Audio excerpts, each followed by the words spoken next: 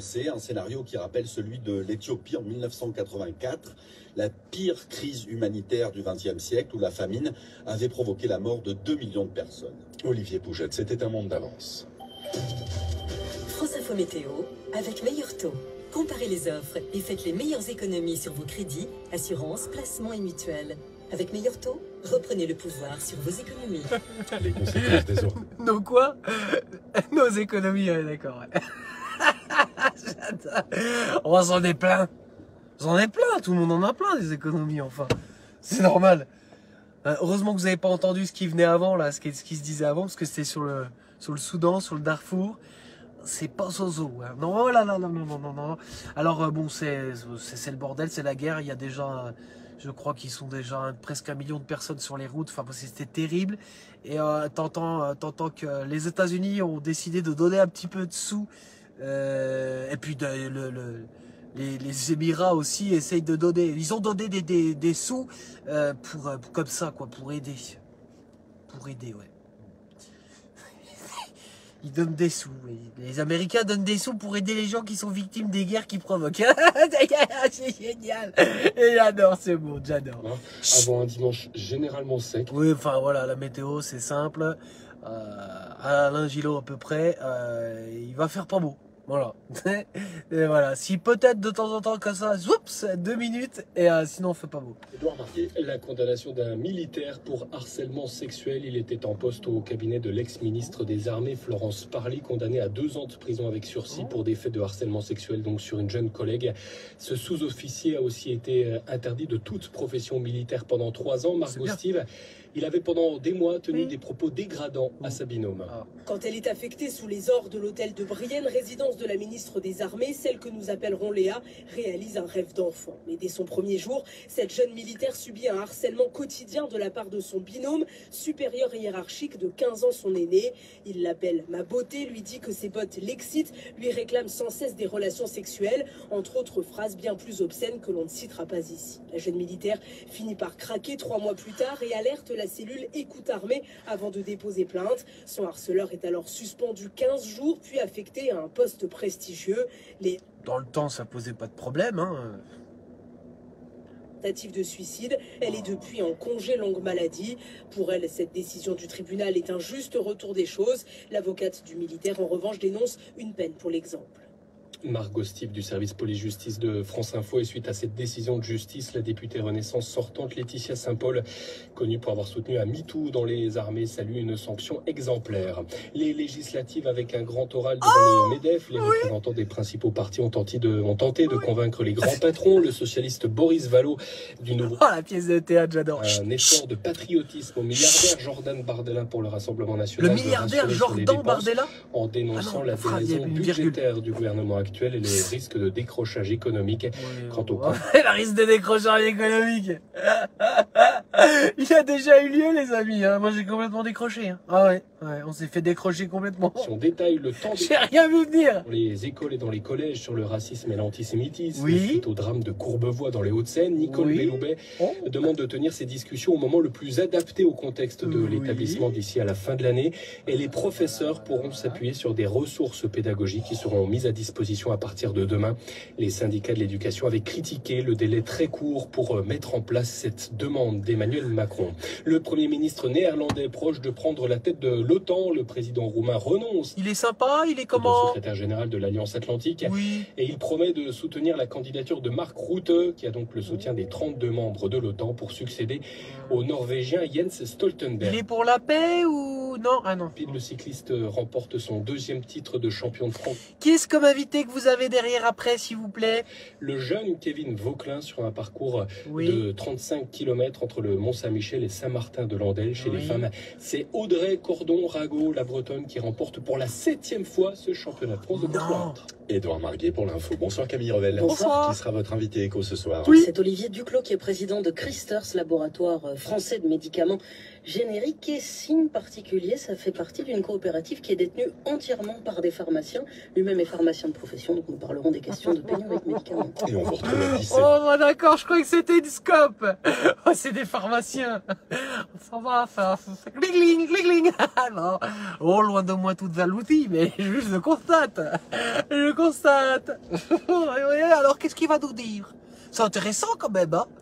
Ça va vachement... Je vous demande juste 2 secondes, s'il vous plaît. J'ai oublié de faire quelque chose. Voilà, je suis revenu. Bande de coquins. Certains sont très marqués, exténués. Ce monsieur dort à même le sol, les pieds nus, car il n'a pas eu le temps de récupérer les chaussures au moment des inondations. Pas trop la forme. C'est sûr qu'ils viennent l'interroger, alors ça va? Pas ça, Non, non, ça va pas. Surpris par les événements. Je me suis retrouvé avec 40 cm d'eau dans ma cuisine et dans mon salon. Ouais, bon, pas bien, c'est ça. Une coopérative de pharmaciens, c'est une loge. Ah, j'adore. Oh, il est chafouin, il est coquin, il est tout malin. Comme le petit ours brun. Ah ouais, il est super. Ouais. Non, alors, je profite avant qu'on ait un monologue libéral dans quelques instants, mais on peut être surpris, hein. Le monde est surprenant. Juste pour vous passer une petite info que je glisse comme ça au milieu du live, l'air de rien. Moi, je ne regarde plus de séries, non, du tout. Ça me saoule, mais à un niveau, surtout qu'en plus, je pense qu'il y a beaucoup de séries sur Netflix qui sont des séries satanistes. Oh oui, je m'avance, oui, ah là, complètement. Ah non, la famille, ah bah c'est rigolo. Ah bah oui, mercredi, c'est rigolo. Oh bah c'est la famille Adams, quoi, c'est rigolo. Ah, c'est rigolo. Bah oui, c'est rigolo, tu m'étonnes. C'est vachement rigolo. Et tiens, les enfants, ils regardent ça, sans déconner. Avant, on regardait des séries violentes et tout. Bon, ok, d'accord, c'est vrai. Mais là, c'est sous couvert d'un truc rigolo. Hein, comme on dit dans les Vosges, c'est rigolo.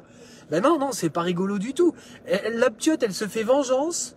Dans un des épisodes, on apprend que l'héroïne, qui est d'ailleurs, elle est antipathique au possible, elle aime personne. C'est un modèle à suivre, hein, les enfants. Hein. Il va falloir aimer personne demain, je vous le dis tout de suite. Hein. Et puis personne vous aimera. C'est bon, c'est compris. Donc la ptiote, pour se faire vengeance elle-même, qu'est-ce qu'elle a fait? Dans la piscine, où se baignaient des camarades à elle, eh ben en fait, elle a lâché des piranhas. Ouais. Ouais. Bon, tu me diras, c'est complètement débile, parce qu'avec ce qu'ils mettent comme... à moins peut-être que c'était pas traité avec du chlore, et que le piranha était bien dans un environnement salé, mais bon, peu importe. Eh ben le piranha a mangé un testicule de l'enfant. Vous voyez, c'est dans la série. Vous avez aussi un monstre, espèce de loup-garou là, un copain à elle, hein, bien sûr, enfin un copain, ouais, qui griffe un autre, il tue 2 fois, il y a 2 enfants qui meurent et qui sont complètement éventrés. Ah bah c'est rigolo, ah bah oui c'est rigolo, tu m'étonnes. Ça n'a rien à voir avec la famille Adams, hein. Rien à voir, hein. Non, c'est sataniste, voilà. Donc moi je ne regarde plus de séries, mais c'est là où je veux en venir. Attends, je remets pour voir si... que c'est un risque. Oui. Et c'est là où je veux en venir, c'est que je ne regarde plus de séries, sauf la série sur Jean-Mimi. Ah ouais, c'est ma série préférée en ce moment. Ah, j'avoue, ça fait quelques mois que j'attendais, là, donc hier, c'est déroulé. Ah, ça a duré, mais c'était interminable. Hein. C'est déroulé le procès contre Natacha Ray, et je ne me souviens jamais de la personne qui a fait la vidéo avec elle. Oui, elle est médium, enfin bon bref, voilà, donc Natacha Ray, principale accusée pour diffamation, tout ça dans cette histoire de Jean-Michel Trogneux, Brigitte Macron serait une femme transgenre, enfin oui voilà, enfin bref, c'est cette affaire-là que je suis, et là donc il y a eu le dernier rebondissement, j'ai mon Stéphane Espic qui était là-bas. Le Stéphane, il s'est porté partie civile. Oh, l'enculé. Oh, putain, je l'aime. Oh, je l'aime. Oh là là, je vous invite à aller voir la chaîne YouTube qui s'appelle Sur les pas de Pierre et Léna. Pierre et plus loin Léna. Pierre, plus loin et plus loin Léna. Donc c'est une chaîne... Oui, Amandine Roy, voilà, c'est ça, exactement. Voilà, exactement. Je te remercie, Chantal. Oh, je sais que certains d'entre vous qui êtes des petits chafouins et tout, des petits coquins malins comme l'ours brun, vous allez le voir aussi ça. Oh, c'est bon, putain, j'adore. Alors, que les choses soient claires, je ne suis pas transphobe. Rien à voir, j'en ai rien à faire. Ils font ce qu'ils veulent avec leurs petites fesses, avec tout ce qu'ils veulent. Là, par contre, ça se passe à la tête de l'État et c'est un mensonge. Il est avéré que notre président méprisant premier est en fait marié à un homme qui est devenu d'une femme, mais qui n'a jamais dit que c'était le cas. Surtout que si Brigitte est en fait Jean-Michel, Jean-Michel n'a pas l'âge de Brigitte. Il a 7 ans de plus. Et quand bien même il y aurait ces 7 années ou pas cette année ou quoi que ce soit, l'âge de leur rencontre à tous les deux, hein, il y a des fourchettes hautes, des fourchettes basses, mais même dans la fourchette haute des âges de tous les deux, bah, il y a quand même un détournement de mineurs sérieux, quoi. Sérieux. Alors, il y a des choses très troublantes dans cette affaire. Je vous invite à regarder tout ça. Non pas que ça me fait plaisir le malheur des gens, mais c'est une ordure, et c'est un psychopathe. Et sa psychopathie vient certainement de certains événements qui lui sont arrivés quand il était plus jeune. Ce détournement de mineurs, s'il en est, et a priori on s'orienterait vers ça, parce que la transphobie, c'est pas du tout la question d'être transphobe ou quoi que ce soit. Ce qui est question là, c'est l'âge de notre méprise en premier au moment de leur rencontre. Mais il y a des faits qui sont très, très, très, très troublants. C'est que la défense, enfin l'attaque, parce qu'ils attaquent en diffamation, n'arrive absolument pas à produire une photo de Brigitte Macron dans les premières années de sa vie, c'est-à-dire les 30 premières années de sa vie. Ça, c'est quand même problématique. Alors, je veux bien qu'on ne montre pas les photos, mais dans un procès, on est censé répondre en disant, bah, attendez, ce sont des accusations complètement irrationnelles. Enfin, regardez, j'ai des photos à produire de ma jeunesse, mes 15 ans, mes 20 ans. Là. Alors, il y a des choses qui sont très, très, très, très... Oui, la prof, c'était la prof d'Emmanuel Macron. Mais ça, des choses très troublantes. Je vous invite à regarder cette série. Elle est passionnante. Et c'est vraiment bizarre ce qui se passe. Mais le jour du procès, c'est-à-dire hier, une vidéo est passée avec une dame qui est trans... c'est un homme qui a subi une transformation, qui est devenu une femme. Donc vraiment une opération costaude, quoi. Donc elle témoigne en disant oui, c'est pas normal tout ça, ce qu'on fait subir aux personnes transgenres, et surtout ce qu'on fait subir à Brigitte, et ainsi de suite. Donc elle vient au secours de Brigitte. Oui, et ses grossesses, Chantal, je sais, ses grossesses. Je sais très bien. Il faut regarder tout le dossier. Alors, il y en a qui vont dire, oui, mais le dossier, il a été fait par Fait et Document. Fait et Document, qui est un journal, qui est affilié à l'extrême droite. Certes, mais le travail de journaliste est là. Oui, il est là. Il est vraiment là et il est bien fait. Extrême droite ou pas extrême droite, il est bien fait. Il est là, il est présent et ça soulève de véritables questions. Je vous invite à regarder ça parce qu'il se passe quelque chose de très important. Et une journaliste qui s'appelle Candace Owen aux États-Unis a relayé les choses aux États-Unis et je peux vous dire que c'est du sérieux ce qui est en train de se passer. C'est pas une petite rumeur comme on entendait il y a 2 ans en disant oh voilà, ils sont complètement cinglés, ils attaquent sur un terrain, ils savent plus comment l'attaquer, le Manu il est tellement balèze. Non, là c'est vraiment du sérieux, je vous le dis. Alors, petite parenthèse refaite, petite parenthèse enchantée, bisounoursesque, je mets The Pour le Radio. bon et le meilleur. Modalité sur picard.fr. Pour votre santé, limitez les aliments gras, salés, sucrés. Je rappelle que rien n'est préparé dans cette émission. Hein. Ce petit billet là que je fais, rien n'est préparé, mais regardez cette précision quoi. 17h. Ah c'est énorme. Ça y est, on a le représentant des pharmaciens. Immigration, de quoi avons-nous peur? C'est le thème d'une soirée de... Ah non merde, j'ai loupé. Je l'ai Ce soir, loupé. au palais de la Porte Dorée. C'est là que réside, près de Paris, le musée national de l'histoire de l'immigration. Vous comprenez le lien avec les élections qui approchent. Oui. On verra ça juste après le fil info avec Edouard Oh Marguet. merde, on a loupé le pharmacien. Ministre de l'Intérieur pense à l'après. Si je suis battu pendant ces législatives, je démissionne le soir même. Oh s'il te plaît, ne pars pas Gabi. Gabi. Pour soutenir les candidats du camp présidentiel pour le scrutin. Au sujet de ces législatives, le Conseil constitutionnel... Salut David, bien sûr. David dit absolument le qualificatif extrême droite est très utile depuis plus de 40 ans pour faire fermer la bouche des curieux. Bon, c'est vrai aussi David qu'on peut admettre qu'il y a vraiment des gens qui sont d'extrême droite, on aime ou on n'aime pas, c'est la réalité. Mais souvent, pour disqualifier, alors c'est très rigolo ou pas, mais en fait on disqualifie les gens en ce moment en les traitant de complotistes, en les traitant d'antisémites, hein, alors... Dieudonné est loin d'être parfait, hein. Moi voilà, il a tout le monde à ses défauts, mais c'est vrai que lui il en est le parfait exemple, hein. Voilà, pour s'être attaqué à certaines loges et puis à certaines catégories de population, hein. Lui il s'est attaqué aux sionistes, hein. Voilà, ce qui n'est pas les juifs, ce ne sont pas les juifs, enfin bref, voilà, faut regarder tout ça, faut creuser un peu, faut chercher. Moi j'ai pas de réponse, hein. J'ai que des questions, mais ces questions se faisceau de questions, voilà. En tout cas, bon, il s'avère que Fait et Document était quand même un peu, on va dire, en tout cas, un des rédacteurs, le créateur de Fait et Document, dont j'ai perdu le nom, d'ailleurs, celui qui a pris le relais, qui s'appelle, merde, je l'avais il y a pas longtemps, bref, j'ai pas cette finesse d'esprit, cette rapidité de mémoire là, mais en tout cas, il était plutôt affilié à des courants de pensée liées à l'extrême droite. Bon, qu'est-ce que tu veux? Je m'en fous, moi. Je défends pas ces idées-là. Le travail journalistique derrière, je le répète, est formidable. Formidable. Même chose, vous verrez la même haine, vous verrez la même société des coupables. L'immigré, l'étranger, l'homosexuel, le musulman, la femme. Je dis juste que cette société emmurée que nous propose l'extrême droite, elle nous amène précisément dans le mur. Oui. Vous avez le choix. Oh bah c'est sûr. C'est sûr que vraiment, d'un point de vue extrême libéral, l'extrême centre nous mène dans une voie d'apaisement. Complètement. On serait dans une société un petit peu plus juste, hein, je dis ça de façon complètement gauchiastique, utopique, hein. On serait dans une société légèrement plus juste. Bah, je pense peut-être que les idées de colère, liées à la haine de l'autre, ainsi de suite, à la réflexion, tout le monde aurait assez dans son assiette à manger, voire même un petit peu plus.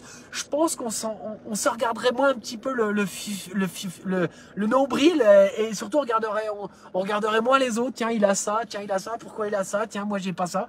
C'est vrai que le libéralisme donne sa chance à tout le monde, en fait, hein. Ouais.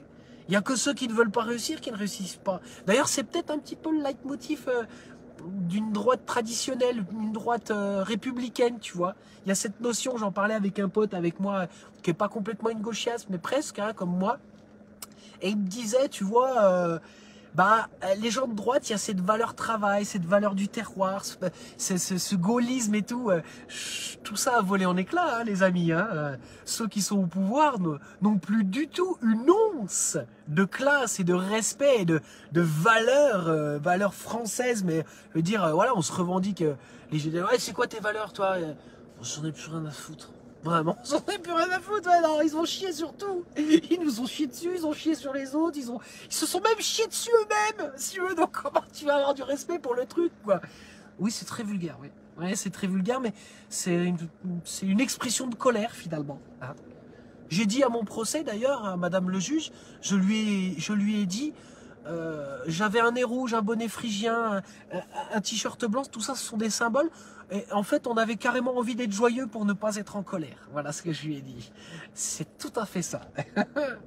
A été immédiatement pris comme le bouc émissaire de toutes les peurs. Quand on regarde la situation actuelle, les préoccupations principales des Français, c'est pas l'immigration ou c'est pas la peur de l'étranger, mais il y a comme une forme de facilité récurrente de notre histoire qui ne nous a jamais conduit d'ailleurs aux périodes les plus glorieuses de l'histoire de France. Enfin, ça c'est ton avis, hein. L'étranger ou l'immigré. On a vécu des grands moments. Universel. Des moments historiques, ils appellent ça. Pourrions rencontrer. Est-ce que ça n'est qu'une question de présentation des faits aujourd'hui? Est-ce qu'il y a eu des failles aussi dans la manière d'accompagner, d'organiser l'immigration en France au fil ces dernières années pour en arriver aussi à un certain nombre de ressentis que l'on entend dans nos différents reportages et qui s'expriment parfois par le bulletin? La question est bien posée. Bien sûr, il y a des failles qui sont multiples. Il y a des failles qui sont des failles de connaissance, il y a des failles qui sont des failles de vocabulaire, mais il y a aussi des failles qui sont des failles sociales, des failles d'intégration. C'est un terme dont on parle assez peu. Putain, c'est un vrai glacier, le bordel. Il y a des failles de partout. On accueille les personnes qui viennent vivre en France est une question absolument centrale pour comprendre un certain nombre de... Bon, ce qu'il y a, c'est qu'une petite gauchiasse comme moi pense qu'il faudrait bien accueillir ceux qui viennent, puis il faudrait aussi à un moment donné arrêter de faire venir tout le monde, en fait. C'est voulu, cette situation, elle a été voulue. Tu vas pas me dire que le Canada, par exemple, à un moment donné, ils ont pas mis le holà. Ils ont pas mis, par exemple, une somme d'argent nécessaire minimale pour faire venir... Oh merde. Oh, il me fait chier, lui. Hein. Oui, bonjour, oui. Ouais, il vient voir, hein. Ça, il vient voir. Hein. Ah, il fait son tour. Hein. Qu'est-ce qu'il est bien venu foutre avec sa bagnole? Il se dit... il m'a vu avec son nez rouge, il est tout content. Avec mon nez rouge, il dit, qu'est-ce qu'il fait? Il est complètement fou. Oui, je disais, le Canada met bien des limites, enfin. Il te faut 20 000 $, je sais plus combien c'est, il te faut 20 000 $, t'as un certificat pour séjourner là si t'as du boulot, un certain temps, si c'est tourisme, mais si c'est... Je veux dire, tu rentres pas, il y a des règles, en fait, c'est nous qui fixons, c'est le pays qui fixe les règles d'entrée chez lui. D'accord? On est bien d'accord. Bon, bah, on peut dire, voilà, nous sommes un pays d'accueil, un pays de soutien. On fait beaucoup de merde un peu à droite à gauche, donc on a comme des petits quotas, hein, des petits quotas d'humanisme comme ça pour accueillir. Mais il y a un moment, n'importe qui te le dirait, de gauche, de droite et tout. Tu poses cette question, tu dis, excusez-moi, vous avez à manger pour 5 chez vous. Est-ce que, temporairement, vous pouvez accueillir 2 personnes de plus? La personne va dire, oui. Mais combien de temps, en fait? Enfin, je veux dire, oui. Pour quelques mois, oui. On va se serrer un petit peu les... Oui, c'était un cas d'extrême urgence. Hein. Ah, c'est la guerre chez eux, oui. Oui. Eh ben, on va le faire. On va accueillir des petits Ukrainiens, tout à fait. Maintenant, tu leur dis, déjà, tu leur dis, bah, c'est pas pendant 2-3 mois, c'est carrément, bah, il n'y a pas de durée, c'est un CDI. Là, déjà, c'est différent. Ah bon? On ne sait pas quand est-ce qu'ils viennent, mais ils sont 2 personnes. Oui, ça passe, 2 personnes, ça passe. Mais c'est qui paye? D'accord. Et maintenant, tu leur dis, bon, bah, on ne sait pas pour combien de temps. Et puis, en plus, c'est pas 2 qui viendront chez vous, mais c'est peut-être 4, voire 5, voire 6. La première réaction, c'est de dire, mais dis donc, on fait rentrer plus de monde que ce qu'on est dans notre propre famille. Il y a un moment, ça risque de coincer. Je veux dire, faut comprendre aussi cette vision-là. Moi, je veux bien aider. Mais même moi, personnellement, pour plein de raisons familiales et autres, il y a des gens que je n'ai pas fait venir chez moi. Pourquoi? C'est une excellente question. Est-ce que ça fait de moi un raciste, par exemple? Non.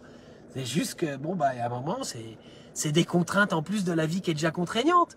Alors si déjà on a des vies qui sont contraignantes, puis qu'on s'en sort pas, qu'on voit bien que les riches ils partagent pas, mais les très riches, très grands riches, ils ont du mal à partager le pognon, que voilà, en fait on se tape toujours dessus les uns sur les autres. Vous savez, le racisme, l'immigration, ça arrange bien ceux qui dirigent, hein, vos vies. Hein. Bah oui, parce que pendant ce temps-là, on se tape sur la gueule, nous. On se tape à l'horizontale, ça évite de regarder en vertical. Tiens, il se passe quoi là-haut? Oh putain, mais c'est... Eh oh! Les gars, les copines, les copains, regardez, arrêtez de... Non, lâche-moi là... Non, écoute, arrête, regarde, ensemble, regardons au-dessus. Ils sont là, les enfoirés. Ah bah eux, pendant ce temps qu'on est en train de se faire aimer à droite à gauche les uns les autres, là, qu'on s'aime profondément, eux, ils s'aiment eux-mêmes, oui. Oui, il faudrait peut-être regarder là-haut. Nathalie appelle les Français à le choisir comme Premier ministre dès le premier tour dans 10 jours. Le candidat pour la majorité présidentielle promet qu'à l'issue de cette élection, il y aura un avant et un après dans la pratique du pouvoir, dans l'équilibre des institutions. Ah, je vous promets que il y aura l'élection, il y a un avant, il y a un après. Voilà, oui, ça s'appelle la temporalité, hein, oui. Frère Jordan Bardella pour le Rassemblement national veut rassurer sur les dépenses. Jordan! Des raisons budgétaires. Alors là, ils sont tous en train de faire un numéro d'équilibriste. C'est magistral. Ah, c'est magistral, je vous le dis. Contre la Slovénie, 1-1 score final. Alors, en fait, ils te promettent la baisse de la TVA sur les produits... Enfin, voilà. Je sais pas trop quoi exactement, mais il y a la baisse de la TVA, donc toi t'entends ça, tu disais bon, c'est bon. Là, alors, attention, la stabilisation, la stabilité des prix de l'énergie. Oui, nous ce qu'on aimerait bien, c'est un recul, parce que stabiliser un truc qui est déjà hyper haut, bon, si tu veux, une fois que la carotte elle est rentrée, de m'annoncer que tu vas la laisser là où elle est comme elle est. Ça change rien à mon quotidien. Si tu veux, j'aimerais, si tu veux, une mesure de, bah, quoi que ça peut être sympa dans certaines circonstances, hein, j'ai pas dit ça, attention. Je vais encore me foutre à dos les adeptes de la carotte et du concombre dans les soirées. Bon, bref. Peut-être que voilà, il faudrait simplement retirer la carotte. Voilà. Ça, moi, ça me plairait. Quelqu'un qui me dit, voilà, vous avez beaucoup souffert, on est allé un petit peu trop loin, trop fort, trop profondément, comme dirait le président, et on voudrait simplement redescendre d'un cran. Là, je te dis oui. Là, je te dis oui. Bon, alors il propose ça. Qu'est-ce qu'il propose encore? Il propose une maîtrise aussi du budget. Je ne sais pas comment ils peuvent maîtriser un budget qui est déjà complètement explosé. Ah, mais complètement explosé. Ils ont mis mécaniquement, ils ont mis en place une dette qu'on n'est même pas capable de payer les intérêts. Comment tu veux qu'on fait? Non mais comment tu veux qu'on fait là? Non mais arrêtez de raconter n'importe quoi. À la rigueur, dites-nous éventuellement qu'on va revenir sur la réforme des retraites. Est-ce même envisageable que ce soit possible? Je sais pas. Bon, ils le disent, sauf que Jordan, il a dit non. Ses copains libéraux lui ont dit non mais va pas trop loin quand même. Va pas trop loin quand même. Alors Jordan lui a dit avec la carotte. Non mais la carotte est déjà... je te parle pas de la carotte. Ça, la carotte, c'est un truc à côté. Éventuellement, tu leur dis qu'elle va arrêter de bouger, la carotte. Mais non, va pas trop loin quand même, parce que là, c'est beaucoup. Je dis que tu reviens complètement sur la réforme des retraites. Là, ils vont être déçus. Ils vont être déçus. Le reste, ça va. Oui, c'est ça, Walou. C'est ça. Ce qui est important, c'est de savoir ce que tu mets avant de mettre la carotte. Voilà. Bon, nous, Bah, le Manu, lui, il prend un malin plaisir à mettre une poignée de gravier. C'est comme ça, je suis désolé pour ces références scatologiques, mais c'est quand même un petit peu la vérité vraie, quoi. Hein. Donc 40% de notre production est faite en France, et au global, 75% de la production des médicaments pour Christers. Il est là, le représentant. Et le reste est fabriqué où? Et le reste est fabriqué en dehors de l'Europe. On parle beaucoup de pénurie de médicaments. Parfois, vous y avez été confronté? Alors, tous les acteurs ont été confrontés à la pénurie de médicaments, notamment l'an passé, avec cette crise que tout le monde a connue. Qu'est-ce que c'était dur pour nous. Il est vrai que pour Christers, ce qui nous a différenciés pendant cette période, c'est que nous dédions notre stock 100% au marché français. Nous sommes détenus par les Oh, qu'est-ce qu'on a été triste. Tu sais, on dirait le représentant de Système U qui vient et qui dit on est complètement atterré de voir les prix à la consommation, quoi. Tous ces gens qui arrivent en caisse et qui, au lieu d'avoir 15 articles, ils en ont 10. C'est horrible. Ouais, mais toi, mon gros, t'as toujours le même chiffre d'affaires. C'est juste que les gens, ils dépensent la même chose pour avoir moins de produits, quoi. Ça va, Christers? Ça se passe bien pour la vente de médicaments? Comment? Vous avez été impacté? Ah bah oui. Ah, ils ont dû plutôt vendre sur le marché interne. C'est chiant, je dirais, c'est pas les mêmes incoterms et tout, c'est pas les mêmes calculs, quoi. C'est chiant. Plus de pharmacies qui ont dit, on va recourir à vos services. Alors c'est vrai que l'an dernier, ça nous donnait l'opportunité d'expliquer... Et voilà que le cheval, la boucle est bouclée. Il l'a dit, quoi. Il l'a dit, dans un monde fini, aux ressources finies. Bon, là, une pandémie est une opportunité à saisir pour faire un grand reset et repartir à zéro. Hein, les premiers d'aujourd'hui seront les derniers seront les premiers. Oui, enfin, les premiers des premiers. Les derniers des premiers, mais pas les derniers des derniers. Non, non, nous, on est... Laisse tomber. Le chemin est trop long à rattraper, c'est mort. Oublie. Oublie. En France, c'est relativement bas par rapport et plus bas que dans les autres marchés européens. Il a une voix douce, hein. C'est vrai, hein. Elle est un petit peu rassurante comme ça, quoi, tu vois. Un peu mal, tu vois, mais en même temps un petit peu doux, quoi. Puisque nous sommes totalement dédiés aux pharmacies françaises. On savait qu'il y a plusieurs acteurs du marché qui disent bon, le modèle du générique fabriqué en France, il n'est pas vraiment viable, la politique est trop forte. Disons, les deux dernières années, on s'en est bien sortis. Hein. Alors, le médicament générique en France, effectivement, est soumis à une pression économique forte. Oui. C'est par essence sa vocation. Hein. Le prix du médicament générique est 60% moins cher. Voilà, une petite pub. Hein. C'est sa vocation par essence, hein, d'être moins cher et aussi efficace. Hein, voilà. Nous sommes disponibles pour toute commande, par SMS, par mail, par fax, voilà, par la pensée aussi, juste. Excellent. Avoir, des seuils de rentabilité qui nous permettent de maintenir certaines références. Ouais. Et en tout cas, tout l'argent qu'on pourra... Quelle école de commerce? Non, parce qu'il y en a qui sont plus rassurantes que d'autres. Voilà. Systématiquement, soit dans des nouvelles solutions pour les pharmaciens d'officine ou les professionnels de santé, ou même sous couvert d'un dividende coopératif, donc pour nos coopérateurs. Dividende coopératif. Oh putain, t'as l'impression que c'est force ouvrière, quoi, tu vois le truc. Ouais, on a créé une scope, c'est nous qui dirigeons nous-mêmes. Ouais. Ok, mais en fait, c'est que des patrons. En fait, ils dirigent en scope. Donc, ce sont des patrons qui dirigent en scope une structure, une énorme pharmacie, quoi. Un truc de ouf. Tu vois Rungis pour le légume, quoi. Bon, bah là, c'est pareil, mais pour les génériques. Qui, je le rappelle, sont autant efficaces et qui sont quand même 60% moins chers. Bon, qui coûtent à la sécu... On s'en fout, c'est pas nous qui payons. À développer notre portefeuille et à continuer à développer les solutions pour nos clients. Oui, non, des patients, ça s'appelle. En fait, on est dans le sketch des inconnus, mais c'est débridé complètement. Il a même plus besoin de dire nos patients, nos clients. Qui ont aux autorités dans le cadre des autorisations de mise sur le marché. Oui. Donc il y a différents acteurs à échelle mondiale qui vont mener ces tests de bioéquivalence. Et là, il se trouve que pour Synapse, ils ont constaté certains défauts dans la conduite de ces tests. Je reviens sur un chiffre que vous nous avez donné au tout début, 90% des molécules du top 100 du répertoire générique. Est-ce que vous avez l'ambition d'arriver à 100%? Vous vous dites... Pas... Oh, on est déjà bien assez gras. Hein. On a 90% du top 100, on a aussi 75% du besoin global. Une montagne de pognon, mon ami. Est-ce que tu crois que ces gens-là, ils ont envie que tu sois en bonne santé? Hein? Alors là, je vais faire ma petite gauchiasse écolo de B2 là. Alors là, je vous le dis tout de suite. Hein. Mais je vais vous dire, vu le terrain, je parle pas du terrain génétique, hein, parce que alors là, Mais en tout cas, vu le terrain entre la flotte, donc ce qu'on boit, l'air, ce qu'on respire, le sol, ce qu'on produit, et ainsi de suite, ce qu'on bouffe, quoi. Ah bah là, je vais vous dire, les trucs de générique et autres, ils ont de beaux jours. Ah ouais. Puis après, il y a les médias. Donc là, là c'est les antidépresseurs. Alors tu cumules, mon pote. Tu cumules. Salut mon Steph, gros bisous. Je vous ai même pas dit bonjour, les copains. Les copines. Je suis désolé. Je vous dis bonjour. Ah, j'espère que vous êtes en forme. Mais ouais, Big Pharma, c'est un truc de ma boule. Oh, mais c'est génial. Moi, je me souviens encore, il y avait le Groland, mais il y avait aussi les... Si, c'est le Groland qui avait fait des sketchs là-dessus. Et puis aussi sur Big Pharma avec les Guignols, quoi. C'était merveilleux. Merveilleux. Tout était dit, tout était dit. Parisien à la Belgique et sur toute la façade est. Ces pluies orageuses se concentreront en journée sur le nord-est. Ailleurs, les averses orageuses seront plus... Même le temps est malade. Moi, je pense que c'est Gaïa qui est complètement malade, quoi. Ouais. Et en fait, tu sais ce qu'on dit, en fait.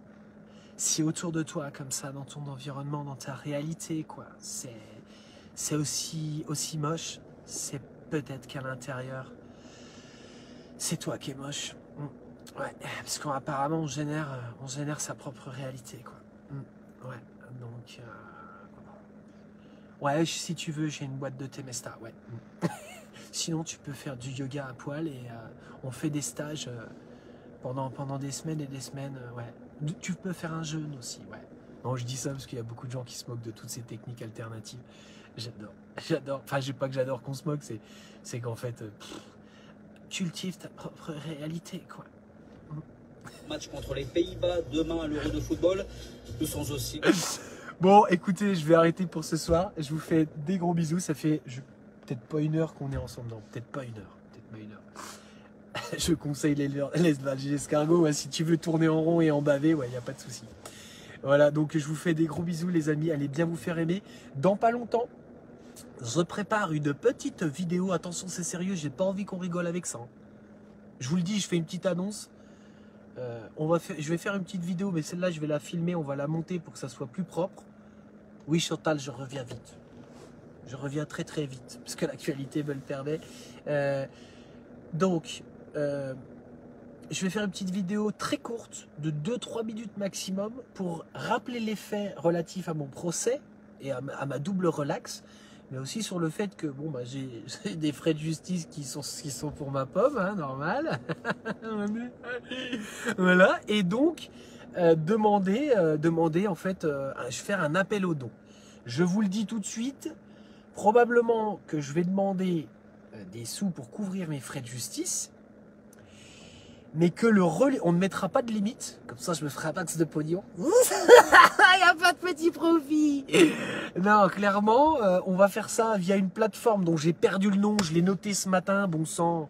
Ma copine qui prépare le dossier là m'a dit voilà, on passera par une plateforme de gestion de fonds où on peut faire des appels aux dons, et c'est une plateforme de gestion de fonds qui nous permet d'être complètement transparent et qui permet de voir où va l'argent et ainsi de suite. Voilà, donc le surplus sera distribué à... Ah, j'ai perdu le nom de la structure, bordel de merde. Mais en tout cas, je vous ferai une... Voilà, c'est une structure qui aide les gens qui militent contre l'A69. Voilà, des gens qui sont victimes de... Bah, en fait, d'une répression très très dure. Mais quand je dis une répression, c'est physique dans les manifs, ça on le sait. Mais c'est même de façon personnelle. Des punitions, des actions punitives de la part merde, j'en perds mon nez rouge. Des perquisitions, des violences physiques sérieuses, quoi. Et donc, ça s'appelle... Oh merde, LEVL. Je crois que c'est ça, c'est LEVL.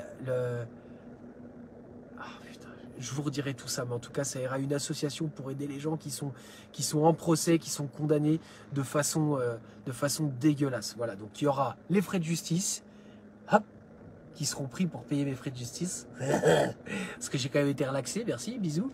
Et ensuite, le reste de cet argent-là, mais je vous explique tout ça dans cette future petite vidéo. Hein. J'aurais dû préparer mes fiches, mais voilà, vu que je ne prépare rien, voilà, je ne sers à rien, nous ne sommes rien, voilà, nous ne sommes rien et à la fois tout. Je vous fais des gros bisous. Allons tous bien nous faire aimer en attendant. Caricaturer les choses de cette manière, c'est faites attention. parce qu'il y aura un second tour. Et donc, si vous continuez avec cette propagande-là, comment est-ce que vous allez expliquer ensuite aux électeurs et aux électrices centristes ou de droite, républicains, qu'il va falloir voter pour le Front populaire parce que putain, c'est Raphaël, ça! Majorité absolue du Mais Raphaël, on n'expliquera rien du tout. On n'expliquera rien. Je vais te dire un truc, je sais ce que je vais voter. Mais une petite gauchiasse de merde comme moi, elle est persuadée de toute façon que c'est jamais par les urnes qu'on y arrivera comme ça. Nous devons modifier la Constitution. Oui, un processus constituant populaire permanent, bordel de merde. Bisous.